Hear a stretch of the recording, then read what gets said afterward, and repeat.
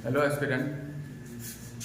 Civil services में मेरा career गोल पूरा होने के बाद मैंने अपने आप को पूरी तरह से लगा दिया है इस बात में कि जहाँ तक हो सके हमसे कि एस्पिरेंट्स को सहायता दे सकूं, और इसके लिए कुछ पिछला अपने इस चैनल पे बहुत सा यूट्यूब सब्जेक्ट्स को डाला भी है।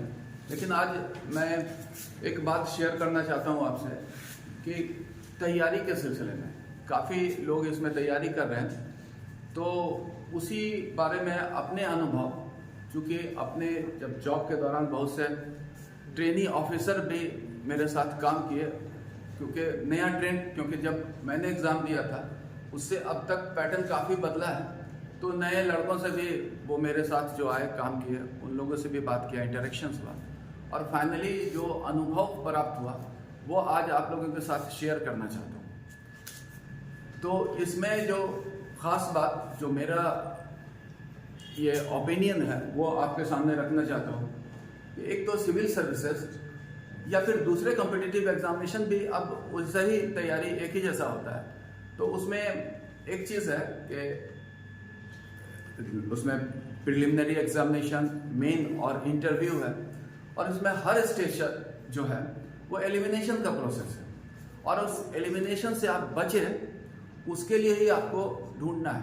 तो उसका स्ट्रैटेजी थोड़ा हम डिस्कस करना चाहते हैं। तो पहला जो है आपके लिए उसका सिलेबस है सिविल सर्विसेज का, जो काफ़ी मैसिव और बड़ा है, ऐसा दिखता है, लेकिन उससे बहुत ज़्यादा डिसर्टेन होने की ज़रूरत नहीं है, क्योंकि आप सिलेबस से गाइडेड मत होइए अपने प्रिपरेशन में। आप क्वेश्चंस के नेचर और उसके पिछले ट्रेंड से गाइडेड होइए, क्योंकि तब है क्या खास बात जो स्ट्रैटेजी में कि आपका स्टडी होना चाहिए टू द पॉइंट, और इस टू द पॉइंट स्टडी में आपको क्या है, रेलिवेंट और इररेलिवेंट को पहचानना है। तो आप कैसे पहुंचेंगे इसका, क्योंकि खास बात यही है कि रेलिवेंट क्या है, तो आप उसके लिए हर टॉपिक का, जैसे पहला अगर हम लोग स्ट्रैटेजी देखें प्रिलिमिनरी एग्जामिनेशन का, तो आप प्रीवियस ईयर का सारे क्वेश्चंस पढ़िए, उस टॉपिक को एक कर्सरी ग्लांस मारिए, क्योंकि एक बार पढ़ने से फैक्ट्स जो होता है वो याद नहीं होता है। उसके बाद आप क्वेश्चंस को जमा कीजिए और हर क्वेश्चन पर आप फोकस कीजिए, क्वेश्चंस को पढ़िए और उसके जो ऑप्शंस हैं सभी को पढ़िए, और चारों ऑप्शंस को पढ़िए। ये नहीं ये शॉर्टकट होगा कि आप सीधा उसका आंसर को पहुंचिए, आंसर और किताब में दिया हुआ है। आंसर गलत भी हो सकता है, लेकिन आंसर आपको अपने से पहुंचना है। जितने ऑप्शंस है सबको पढ़िए, सब पर रिसर्च कीजिए, किताब पर रेफरेंस मटेरियल पे जाइए चारों का। उसके बाद जो चीज़ नया लगता है सबको नोट डाउन कीजिए। उसके बाद आप उस आंसर पर तब पहुंचिए अपने जजमेंट से, आपका जो जजमेंट है, क्योंकि ऐसा है अपना जो जजमेंट होता है वो हमेशा आपको काम आएगा, और ये जो गुण आप डेवलप कीजिएगा इस प्रिपरेशन के दौरान आपको मदद करेगा। क्योंकि नॉर्मली ऐसा होता है एग्ज़ाम में कि आप किसी टॉपिक को जान रहे हैं, उससे रिलेटेड आपको क्वेश्चंस आ गया, तो ज़रूरी नहीं है कि आप जो है सही आंसर पर ही पहुंच जाएं। आंसर करने में हमेशा स्ट्रगल ही करना पड़ता है। ये स्ट्रगल मतलब वहाँ पर क्या है, एप्लीकेशन ऑफ माइंड चाहिए। तो ये जजमेंटल जो अप्रोच होगा आपका फैक्ट्स जानने के बाद भी, वो आप शुरू से ही बनाइए। हर ऑप्शंस को देखिए, उसके बाद जज कीजिए, और आप भूल जाइए कि आपके पास कोई आंसर भी उसका दिया हुआ है अपने से, और एक क्वेश्चंस को बहुत अच्छे से कीजिए। हो सकता है काफ़ी टाइम लगे, एक क्वेश्चन को सॉल्व करने में आपको 10 मिनट 20 मिनट लग जाता है, तो आपको लगेगा आउटपुट बहुत कम है, लेकिन वास्तव में यह हुआ कि आप जो रिसर्च कर रहे हैं, एक क्वेश्चन का एक ऑप्शन पर जब आप रिसर्च किए, तो क्या हुआ, आप उसका तुरंत तो वो टॉपिक मिला नहीं, आप अगल बगल का भी पढ़े, तो क्या है कि आप हर रेलिवेंट चीज़ को पढ़ लिए चारों ऑप्शंस का, और एक क्वेश्चन भले सॉल्व हुआ, लेकिन आप क्षमता विकसित किए 20 क्वेश्चन डेवलप करने का। और एक चीज़ आप इस उतना जो फैक्ट्स पढ़े सब रेलिवेंट है। अगर आप सिर्फ किताब पढ़ते हैं तो इस रेलिवेंट फैक्ट्स को निकालने में घंटों लग जाता है। तो मतलब जो आप एक क्वेश्चन में सॉल्व किया, आपको अगर 20 मिनट लगा है, अगर मान लिया बहुत लकी रहे तो 1 घंटा में उन सारे फैक्ट्स को आप पढ़ लेते, तब भी तो आप अगर देखिए तो आप 30 मिनट सेव किए कि सिर्फ उस पर फोकस करके। मतलब यह है आपको ये समझना होगा इस प्रिपरेशन में कि क्या नहीं पढ़ना है, ये बहुत ज़रूरी है। नहीं तो बहुत ज़्यादा पढ़ना बहुत ज़्यादा फायदेमंद होगा इस एग्जामिनेशन में। नहीं, क्या पढ़ना है, टू द पॉइंट स्टडी है। उसके लिए ज़रूरी है कि आप जो है इररिलेवेंट चीज़ को हटाएं, और इस तरह से आप हटा सकते हैं। क्योंकि बहुत ज़्यादा एनसीईआरटी किताब पढ़ें, दूसरे राइटर्स की किताब पढ़ें, किताब पढ़ने से ही आपका जो है आउटपुट बेटर हो जाएगा, ऐसा नहीं। आउटपुट जिस चीज़ से बेटर होता है उससे कीजिए। तो आप इस तरह से लेके चलिए, इररिलेवेंट चीज़ अपना हटता जाएगा। ठीक है, ये तो हुआ प्रीलिम्स का। क्योंकि कोई भी अगर क्वालिफाई करता है स्टूडेंट, तो वो आप अपने इंडिविजुअल जो गुण विकसित करता है प्रिपरेशन के दौरान, उसी से करता है। क्योंकि पढ़ने के लिए किताब है, पढ़ाने के लिए टीचर है, लेकिन आपने जो वो डिस्टिंक्ट क्वालिटी अपने अंदर डेवलप किया, वो आपको सक्सेस दिलाएगा।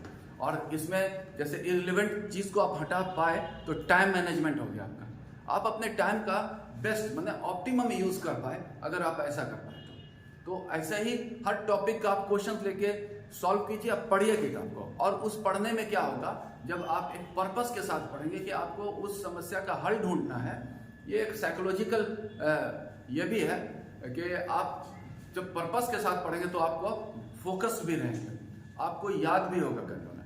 ऐसे ही किताब एक बार पढ़ते हैं तो पढ़ रहे हैं क्या, हमेशा ध्यान भटकता है, आपका अटेंशन और फोकस कम होता रहता है। लेकिन अगर इस तरह से पढ़ेंगे, फोकस्ड रहेंगे, आपका अटेंशन बेटर रहेगा, और आपका ओवरऑल आउटपुट बहुत अच्छा रहेगा, कम वक्त में भी बहुत ज़्यादा आउटपुट देंगे। ये तो हुआ हम लोग प्रीलिमिनरी का।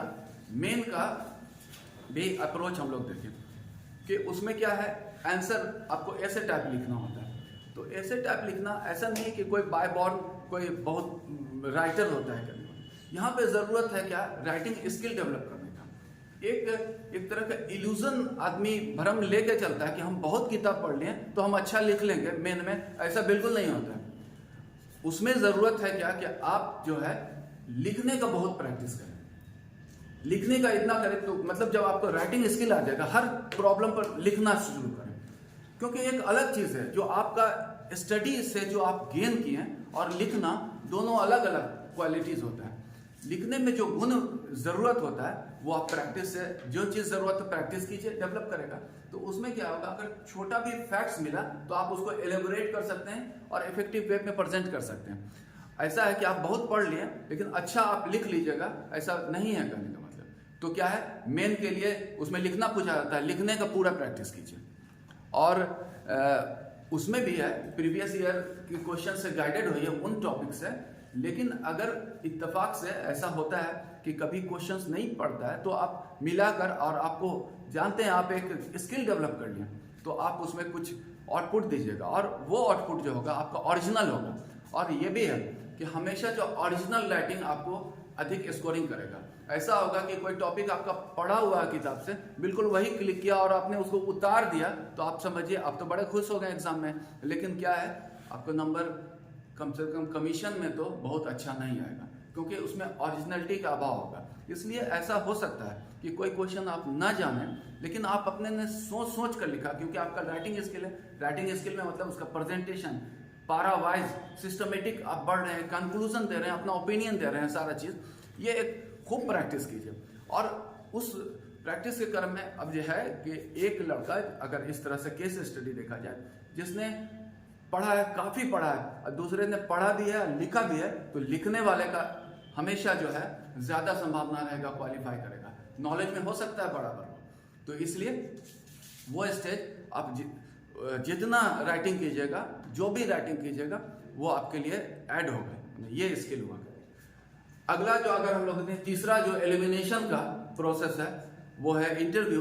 क्योंकि आप किसी भी स्टेज में गए तो सारा आपका एफर्ट बर्बाद हुआ, तो उसको भी लेके चलिए। और इंटरव्यू में ऐसा होता है कि जो आपके कम्युनिकेशन स्किल हैं, लेकिन क्या है कि आपका कॉन्फिडेंस देखा जाता है कि आप कर रहे हैं, सच्चाई, आपका ऑनेस्टी, ईमानदारी, और आपका एनालिटिकल स्किल। ऐसा तो बताया जाता है थ्योरेटिकल लेवल पर। आप सोचते हैं कि ऐसा ही हम भी करेंगे एक उस दिन इंटरव्यू बोर्ड के सामने और एक मास्क लगा के जाएंगे, ऐसा होता नहीं है। क्योंकि जैसा ही आपको अंदर जाइएगा सारा मास्क उतर जाएगा और आप अपने सच्चाई पे आ जाएगा, जो हकीकत है। तो मतलब क्या है, जो बोलते हैं ना, रियल सेल्फ जो होता है उसको प्रेजेंट कीजिए। तो क्या होगा, रियल सेल्फ में तो वैसे प्रेजेंट क्या आप अपने ही आप आ जाइएगा। इसलिए बेटर होगा इस प्रिपरेशन के स्टेज में कि आप अपने रियल सेल्फ को इम्प्रूव करें। आप अगर ऑनेस्ट हैं तो सचमुच का ऑनेस्ट बनिए अपने प्रेजेंटेशन में। आप एनालिटिकल हैं तो ऐसा बनिए। आप जो है अपनी गलती को स्वीकार करते हैं तो ऐसा बनिए। ऐसा नहीं कि उसी दिन बोलेंगे कि sorry sir I don't know वाला बात है। मतलब ऐसा है कि आदत ही खराब हो जाता है आदमी का अगर। तो इसलिए जैसा आप अपने को प्रेजेंट करना चाहते हैं उसके लिए प्रयास हर दिन कीजिए वैसा, और अपने को रियल सेल्फ में रखिए। अपने को रियल सेल्फ में रखने का जो हैबिट रहेगा वो वहाँ पे काम आएगा। और उसके लिए आप प्रयास कीजिए, कोशिश कीजिए, मेडिटेशन कीजिए और फिर आपके लिए अच्छा रहेगा। तो ये एक ब्रीफ हम लोग का था और इस संबंध में हम लोग आगे भी चर्चा करते रहेंगे। और आप लोग को अगर किसी तरह का इसमें इश्यू है जो यहाँ पर है वो तो ठीक है, हमसे पूछ सकते हैं। जो सुन रहे हैं मेरे यूट्यूब पे वो उसमें कमेंट बॉक्स में भी फिलहाल डालकर पूछ सकते हैं हमसे, उसका उनका जवाब देंगे अगर अपना जवाब दिया जाएगा, कहने का मतलब। और अगर मेरा ये सलाह आपको अच्छा लगा हो तो इसको सब्सक्राइब कर दीजिएगा, क्योंकि कभी हम लोग आपके साथ डायरेक्ट भी इंटरेक्शन करने का मौका मिलेगा। और अभी मैं लोग इतने